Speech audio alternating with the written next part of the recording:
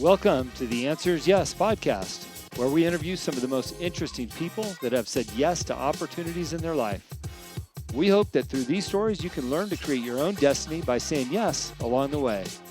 Join us as we explore the new series covering topics such as passion, integrity, and hard work. I'm your host, Jim Riley, and I hope you enjoy these interviews as much as I do. I believe that everyone has an important message worth hearing. Hello, and welcome to the Answers Yes podcast. Thank you again for tuning in. You know, I love when I have guests on that I have so much in common with, at least at one point of their life or the other. If you know me, I've been consulting in the tequila business for a while, and which has been great. And I love that industry. Before that, I was in the restaurant business. I've worked at a ski resort as a food and beverage director. Actually had a TV show for a couple of years, cooking on air. Prior to that, I worked for the Galati Group, managing their franchise contracts. But really in the beginning, was either my grandfather or working for In-N-Out Burger, and had a great career with both of them. I learned everything in the world from my grandfather. He was one of those World War II vets that, if you got time to lean, you got time to clean. And I carried that into my In-N-Out Burger career and became the most successful manager in their history, selling 1 million hamburgers before I left that company. So it was a good time. If you're in the industry, would love to hear more from you. Gets me off the tequila topic once in a while. We'll talk about restaurants. Well, today's guest not only has some restaurant industry experience, but a whole bunch of other stuff that resonated with me. So I was quick to say yes to having Brian Will on the line today. Brian, thank you for being here. I appreciate it, Jim. And by the way, saying yes is no pun intended, right? That's no pun intended. So just real quick, I mean, we'll talk about some of your background, but your bio says that you're in the restaurant business now, along with a bunch of other stuff. In Atlanta, you got some restaurants there? Yeah, we have 4 operating and 2 under construction. I've had as many as 12. It's one of those businesses. When I sold my company 15 years ago, I just was sitting at a bar drinking with the people that worked for me, and they were like, you should buy a bar. And I said, that's a great idea. And 5 days later, I owned one. Wait, and you're still alive to tell about it. How long have you been doing this? Oh gosh, about 12 years, I guess. And I like to joke that I'm 7 for 12 in the restaurant business. So smart as I think I am, I'm clearly not that good. My wife and I, we were going to buy a bar about 5 years ago. And the person that was selling it was a good friend. And it was a little honeypot, right? It was cash bar, the whole bit, divey, just my perfect type of place I like to go to. And she says, I'm not selling to you, Jim. I've seen too many marriages ruined from bars. Yeah. The first year I owned the first one, I lost about 50,000, but I was using it as like a toy. I'd go in on Friday nights and get on stage with the band. And after a year of losing money, I thought, what am I doing? I need to figure out how to make money at this. So you were spending a lot of money to have fun. I was. Yeah. And sometimes we do that. We think that the investment or the business that we're looking to get into will be fun, but we forget to look at the business angle. Does this thing actually make money? Is it sustainable? Can I do it? Do I have the skill set? I mean, you talk a lot about starting a business and growing that business. Sometimes we don't take our own advice, but you want to touch on that a little bit, starting a business and what that looks like, smart moves? Yeah. I focus a lot on this in the book and even in my podcasts, and the key in starting a business, and I say this all the time, and I always use Joe the plumber as an example. The key to starting a business is more mindset than skill set, right? I always say, look, if Joe the plumber starts his own business, he's not going to fail because he doesn't know how to plumb. Joe's going to fail because he doesn't understand how to run a business. Yeah. So it's those soft skills, it's the mindset that's going to make the difference between the success and the failure, not the fact that you know how to plumb or program or whatever it is that you're doing. I don't know how to cook. I've never cooked a thing in my life. That's not true. I heat up Pop-Tarts. I don't know how to make drinks. Put me behind the bar and I'll just break stuff. So having a restaurant chain that does $10 million a year and is very profitable is not because I know anything about restaurants. It's because I know how to run a business. That's the difference. And that's the key when you launch. You got to learn how to run a business. It's interesting because, well, you mentioned soft skills, which has been a real sweet spot for me the last couple of months in the work that I'm doing, because oftentimes people just look at, hey, I know how to plumb. I could start a business, but they have zero soft skills, right? They don't realize the sustainability of the business requires those soft skills that, oftentimes are completely overlooked. So where do people get those soft skills? How do we start to educate and build people up in the soft skills? So there's 2 things you have to do. My first 2 rules, if you're going to start a business, particularly if you're a first-time entrepreneur. And the first one is you need to understand that you have no idea what you're doing. Okay. Right. So if we start with the premise that you have no idea what you're doing, then the very first thing you need to do is find somebody who does know what you're doing and get them to help you. And that's called coaching, mentoring, or a mastermind group. I mean, absolutely number one. Unfortunately, most young entrepreneurs have an ego. They think they know everything. They think everything they think is right. And it holds them back from the success that they could have because they're not willing to take that advice or find somebody to help. So big key here. Get somebody to help you. You don't know what you're doing. Isn't that amazing? You think you get to the pinnacle of your career where you're at a point where you can invest in a business or start a business, and you forget everything you learned about for asking for help, getting a coach, like you said, a mentoring group, something to help you launch that career, because our ego gets in the way. This is a story. I usually end podcasts, but I'm going to jump right in the beginning with this one. Okay. Let's do it. Okay. So don't ruin this for me. What kind of phone do you have, Jim? I got an iPhone. Okay, good. You're on board with me. So iPhone's made by Apple, right? Yep. And do you know who the CEO of Apple is? Yep. Steve Jobs. No, he's dead. Tim Cook. Well, okay. Gotcha. Tim Cook is the CEO of Apple. Now, Tim Cook's got to be a pretty smart guy, right? Runs the biggest company in the planet, genius level smartness. Apple Computer, much like every corporation in America, has a board of directors, right? And the board of directors, they come in once a quarter and they sit down in the big boardroom, as I like to say. They get their Jimmy John subs out and they start eating that and their chips. And what is the board of directors' job there? Bring value. Steve Jobs says, okay, here's my problems, right? We're having problems with Foxconn. We're having political problems with China. We're having unionization problems over here. We've got distribution problems over there. And all this, and board of directors, which is all these people with different backgrounds and different experiences, they all get together and they say, okay, Steve, based on our experience, these are the things you need to think about. And we think these are the decisions that you need to make. And at the end of the meeting, Tim Cook takes all their advice. He says, thank you. They go home and he takes all that advice and he goes out and he pushes Apple forward. Now, I have to ask you, if Tim Cook needs people to help him make decisions, what makes you as a young entrepreneur think you don't? That's right. This is why you need to get a coach, a mentor, join a mastermind group. You need somebody to help you. And that's the key. Yeah. Great point. By the way, you did the same thing I did. You brought up Steve Jobs a couple times. I did. Dang it. Well, and by the way, he's only on my mind because I had Naz Bashida on a couple of months ago on this podcast, and she was his executive secretary for years. Great guest. She talked about meditation and all those other things, but she also brought value to that executive and how he maintained his day, right? He still needed help. We all need help. Without question. Funny story. I did a podcast the other day and the guy said, who's an unlikely person that helped you in your career? And I said, my personal assistant. And he said, well, how'd that happen? I said, well, we'd launched a new business and I was going 100 miles an hour like most entrepreneurs do. And I'm dark to dark and I'm 1,000 miles an hour. And she called me one day. She says, we need to talk. And I walk in. I said, what's the matter? She goes, I can't work for you anymore. I said, why? She goes, because when you get in this mode, you're mean. I said, I'm not being mean. She goes, you're short. You're not nice to me. I didn't sign up to run a company. You need to be nicer to me or this isn't going to work. Now, if you've ever had an executive assistant that does like 80% of your stuff, much like this woman probably did for them, all of a sudden you go into panic mode and you're like, oh my God, I'm sorry. I'm wrong. I apologize. I'm never going to do that again. I would be nicer to you. And so it was a lesson in humility from a young lady that worked for me as an assistant, right? Not a big executive CEO, not a big coach, just someone saying, hey man, you're being mean. You got nice real quick. I did. I mean, I'm within minutes. I gave her a raise. I gave her a vacation. I offered to send her to photography school. I did what I needed to do. Yeah. We also overlooked that as well. The people that lift us up, that allow us to do our jobs every day, whatever that looks like. And oftentimes that's family, by the way. When you're an entrepreneur, that's family. And what blows me away is that we go off and be an entrepreneur and we enjoy the glory or whatever that looks like for you. But we come home and we shit on our family. Yep. Like, oh, I've been working all day. You take care of that. All of a sudden we forget that we have another obligation there. Yeah. And we forget about the ones that lift us up.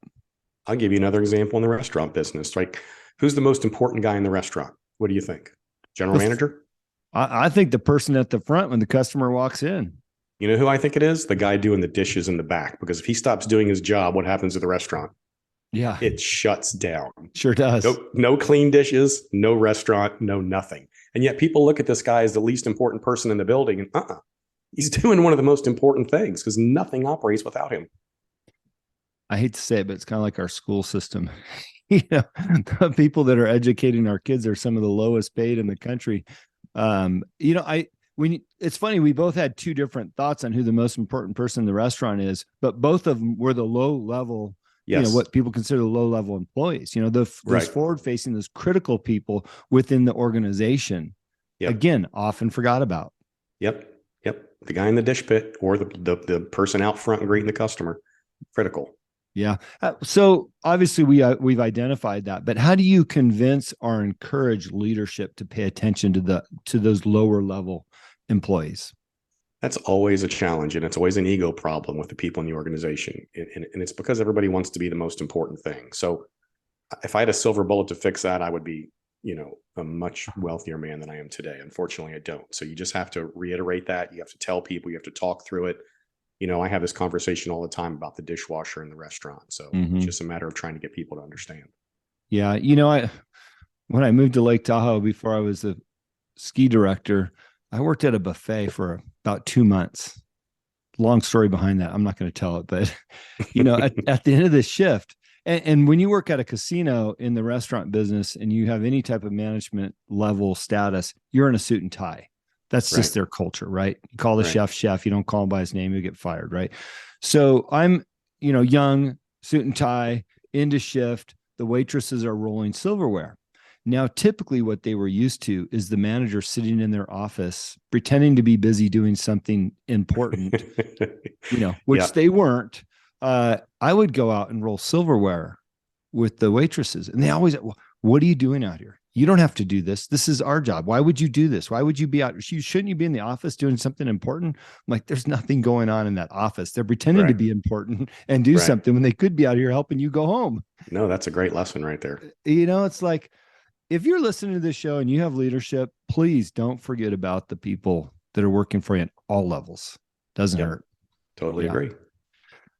So making money as a business owner, we're talking about how important our employees are, but we need to make money too. What are some of your tips and tricks on making money as a business owner? Because a lot of us have these, like you said, 7 for 12, right? Yep.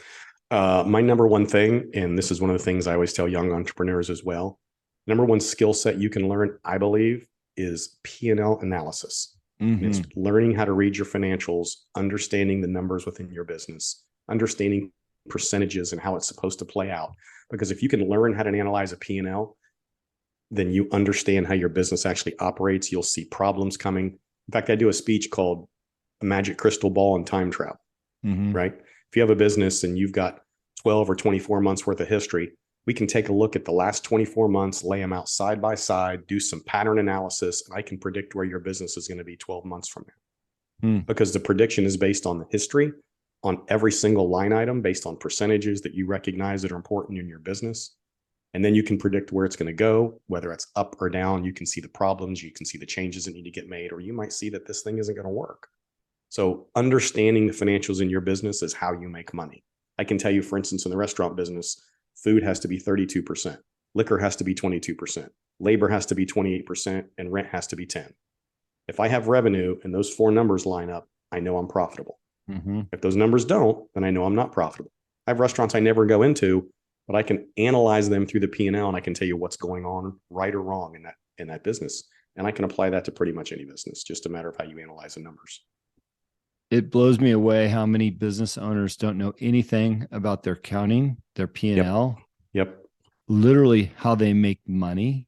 Yep. I coached somebody last week. You'll appreciate this. They're a commission structured business. They own their own business, right? And they want to make more money. This side gig, right? And I said, well, how much do you want to make? $800 a month. Okay. Again, side gig, not bad money. I said, What are you making now? $80 a month. Okay. How long have you been, how long have you been doing this? 2 years. Okay. So you want to 10X your business. No problem. What's your most profitable item? Don't know. I don't know. Yep. Well, what have you been selling to make the $80? I don't know. Okay. What items do you think might be, like they had Right. zero knowledge of where the money came from, but yet they want to 10x their business, right? Yep. The formula is there if you do the research to understand where the profit's at. Like you said, if you got those 4 categories and they're within their zones, you realize you can make money, right? If you Yep. can trim that a little bit, you can make a little bit more money. You increase sales, now all of a sudden you're rocking, right? It's not that hard if you know your numbers, but you got to know your numbers. Here's what's interesting about your story, Jim. Think about what would have happened to his business if he'd asked you this question 2 years ago, Oh and you yeah. could have set him on the right path. 2 years ago, he was like, well, I can't afford that. It's too expensive. I know what I'm doing. I don't need that kind of help. And here we are 2 years later, and he's made $2,000 and he could have made 20 Yeah. because he didn't realize 2 years ago that he should have asked for help then. Mm-hmm. Yeah, absolutely. Now we play with numbers in our wine import business. We donate our proceeds back to orphanages in Mexico. So if you need some Baja wines, check us out. But when I talk to the sales team, they're like, well, what are we going to focus on this month? Well, what we're going to focus on is the profitable items. And each Yes. month we're going to rotate the profitable items. Those other items are fun. And yeah, you might like them better because they taste better, right? Or they have that cachet of being something, fancy.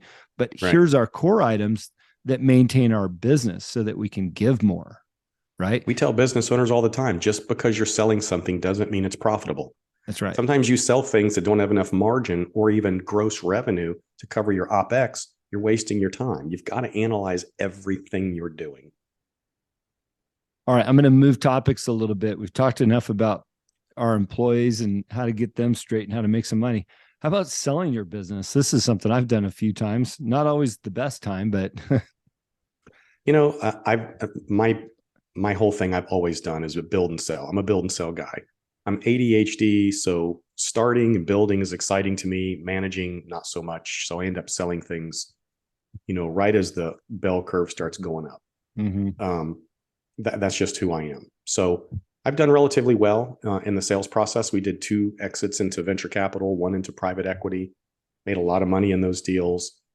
Interestingly enough, those companies that I sold went way bigger after they got rid of me and brought in other people to actually do it. Sure. So, and I think that's awesome. I had a little stake on the way up as well, Mm-hmm. but it allowed me to go do what I think is fun, which is start a new company. Well, and by the way, what a nice compliment to you that you built a foundation that you were able to pass along and allow people to have massive success in, right? So yeah, it also gives me some, credibility, obviously, in the industry when I say, hey, GetInsured.com was my company's, Connecture is one of my companies, Monetize is one of my companies. So yeah. So how does somebody know when they're ready to sell? For me, when they offered me a big enough check. I mean, that sounds silly. I'm sorry, but when somebody walks in the door and says, I'm going to give you X amount of dollars, I'm like, see ya. Did you know what that number was going to be? I mean, in your mind, did you say, hey, if somebody offered me this, I would take it and run? Or did somebody show up and say, here's what we're offering? You're like, wow, that's pretty good. I'll take it. Well, the first company I sold was in 1999, and it was an early .com thing, and it was a small deal. They came in and they said, we need your team and platform. We'll give you $1 million. Right now, I'm a guy who'd never made more than 50 grand a year in my life at the time. And I was like, $1 million, I'm rich. Yeah. As you probably know today, Jim, $1 million doesn't go very far. No, but you were then though. I paid taxes and I paid my house off and a couple credit cards, and I had 100 grand left and had to figure out what I was going to do with the rest of my life. So $1 million didn't last very long at all. No, it doesn't. The second one, interestingly enough, they came in, there was a VC, there was a private equity deal, and these 2 guys were on our front porch when we got to work of our building. And they said, we've heard about you in the industry and we want to buy you. And we were like, okay. We invited them in, and a couple months later, we closed an $80 million acquisition. That was just out of the blue. Yeah. The third one I was intentional about because I knew I was pretty good in the game at this point. So I figured out how to do that when we sold it to a venture capital group out of Silicon Valley, but I knew the deal amount. The fourth one I sold, we made no money on. But my restaurant business will be up for sale in 2 more years, and I'm pretty good at how to do this now. So we'll do all right on that. Let me ask you something. Since those 2 guys showed up your front doorstep, do you keep showing up to work thinking, hey, are the 2 guys going to be every now and then? And trust me, that's not normal, but when we sold that in '06, the market was blowing up and everybody wanted in on this digital marketing thing. We were an email marketing company, and I don't know that that'll ever happen again, but it was a great story. Yeah, that sounds like a needle in a haystack, but I sure would be looking every day for the guys at the front door. Make life a lot easier.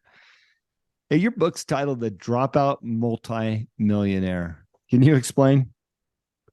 Yeah. So my background is I came from an abusive home. And when I say abusive, I mean any kind of abuse you can think of is my story.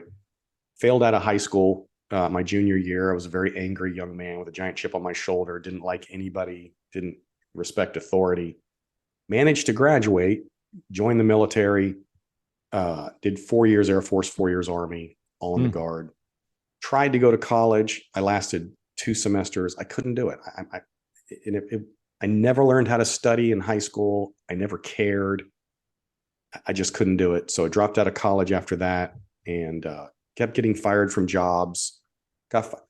You're extra restaurant. I worked a double shift at a restaurant and I owed them $6 as a waiter. So how does that happen? It's so because I guess I was losing money somewhere. I have no idea. But after a 12-hour shift, the owner came over to me and he goes, "Brian, you need to find a new career."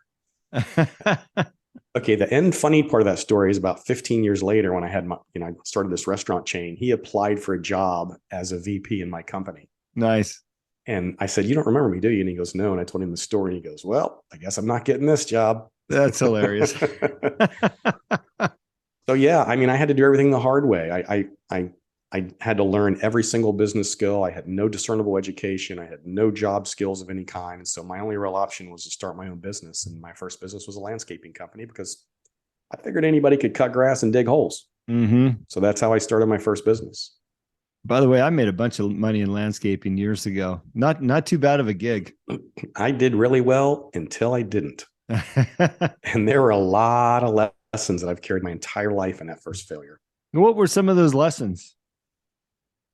Super easy. So here I am, 22 years old. We start making a little money. By the time I get to about 28, I'm making $100,000 a year, which I thought I was, a bazillionaire at the time. So I had 2 houses, a Mercedes, an SUV, a motorcycle, a sports car.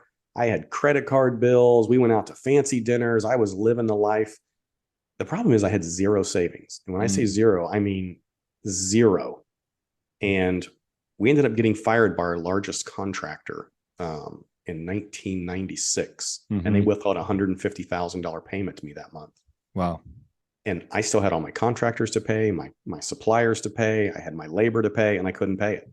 And they destroyed the company. They destroyed me. I lost everything I had.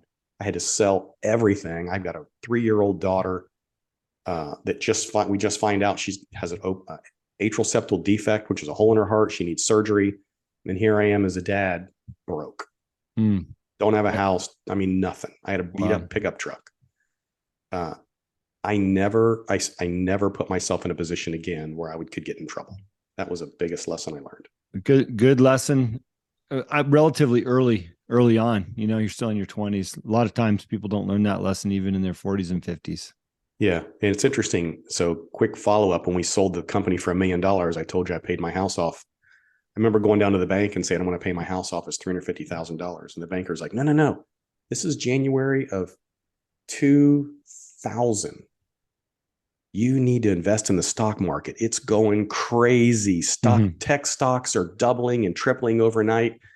And I just remember the story. And I'm like, no, I'm not going to do that. I'm not going to invest money. I'm going to pay my house off. I'm going to secure my future. It took me 20 minutes to argue with this guy to get him to let me pay the house off. I finally did. And in March of 2000, tech bubble burst. And I would have lost everything. Sure. And that, once again, reinforced that lesson that you take care of your lifestyle, you take care of your family, you secure your future before you do anything else. Well, it's important not to live under debt, for a variety of reasons. One, the outlay of capital to have that debt, but 2, just mental security that you've got an asset there that, you're not paying on and it's always going to be there. People get, like you said, you had the house, the 2 houses, the motorcycle, the boat, you had all that stuff, but where did all that stuff go as soon as the market dropped, right? As soon as your customer left?